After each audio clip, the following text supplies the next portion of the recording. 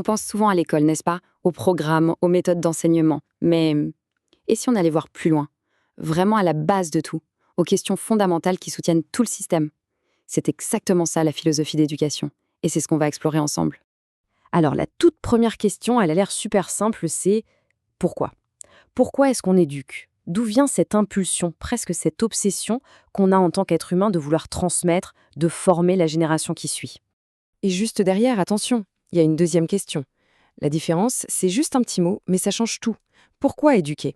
Là, on parle d'objectif. On éduque dans quel but? Pour faire de nos enfants quel genre d'adultes? Pour construire quelle société? C'est là que les choses deviennent vraiment, vraiment intéressantes. Et voilà, on y est, en plein dans le mille de ce qu'est la philosophie de l'éducation. Ce n'est pas du tout un manuel avec des réponses toutes faites, non. C'est plutôt une sorte de machine à poser des questions. Ça nous force à remettre en cause tout ce qui nous paraît évident, tout ce qu'on prend pour acquis. Ok, alors plongeons un peu dans ces grandes questions. Le philosophe Olivier Reboul a trouvé la formule parfaite. Il dit que c'est une mise en question de tout ce que nous savons ou croyons savoir sur l'éducation. C'est fort, non? Ça veut dire qu'on ne se contente pas de se demander comment mieux enseigner les maths. Non, non, on va chercher beaucoup plus profond. On se demande pourquoi, au fond, l'être humain a besoin d'être éduqué.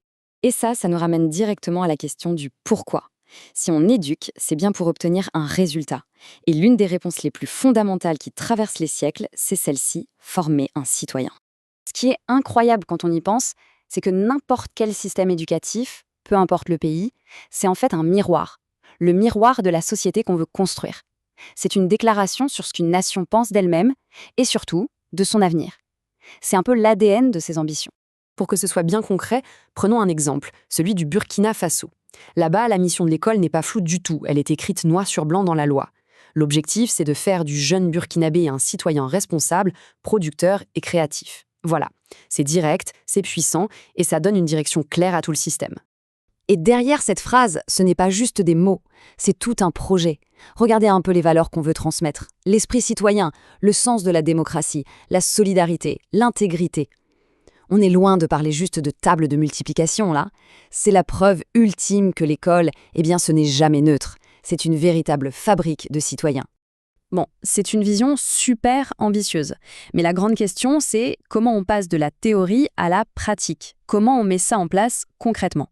Au Burkina Faso, le système repose sur 4 grands piliers. D'abord, on affirme que l'éducation est une priorité nationale. Point de départ. Ensuite, elle est obligatoire pour tous, de 6 à 16 ans.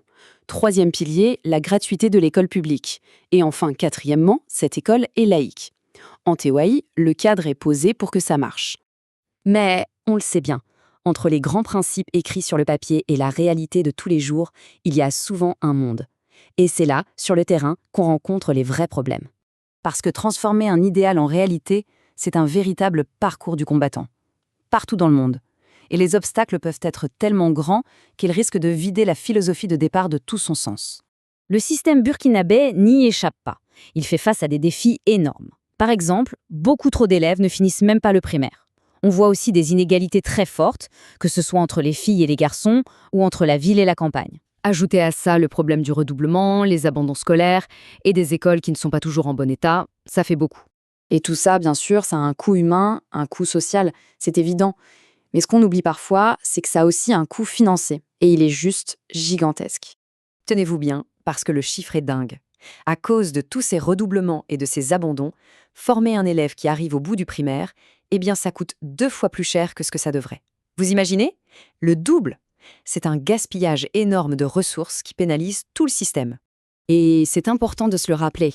Derrière tous ces chiffres, ces statistiques, il y a des enfants. Des vrais. Avec leurs histoires, leurs rêves. Chaque problème du système, chaque difficulté, c'est une porte qui se ferme ou qui est plus difficile à ouvrir pour avoir accès à cette éducation de qualité qu'on leur a pourtant promise. Ce retour à la réalité du terrain nous ramène, et oui, à la philosophie, mais cette fois avec un sentiment d'urgence. Parce que face à de tels défis, la question de la légitimité même de l'éducation se pose de manière encore plus cruciale. D'ailleurs, il y a des philosophes qui ont posé une question encore plus fondamentale, une question qui peut même un peu déranger. Est-ce que c'est seulement possible d'éduquer? Est-ce qu'on peut vraiment, fondamentalement, changer une personne? C'est un débat qui ne date pas d'hier. D'un côté, on a ceux qui pensent que la nature est plus forte que tout, que notre caractère est fixé dès la naissance et que l'éducation, au fond, ne fait que gratter la surface. Et de l'autre côté, on a cette idée qui remonte à Aristote que l'enfant est comme une page blanche, une sorte d'argile qu'on peut modeler à l'infini. Alors, qui a raison dans cette histoire? Eh bien, comme souvent, la vérité est un peu entre les deux. Non, l'éducation ne peut pas tout faire, elle ne va pas effacer la personnalité de base de quelqu'un. Mais son influence, elle est massive, elle est cruciale. En fait, on ne peut tout simplement pas s'en passer. Et ça nous amène à une conclusion vraiment forte.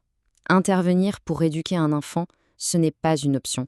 Ce n'est même pas juste un droit, c'est un devoir. Un devoir de l'accompagner, de le guider et finalement de protéger ce qui fait de nous des êtres humains. Alors, on va terminer là-dessus avec une dernière question, une question immense.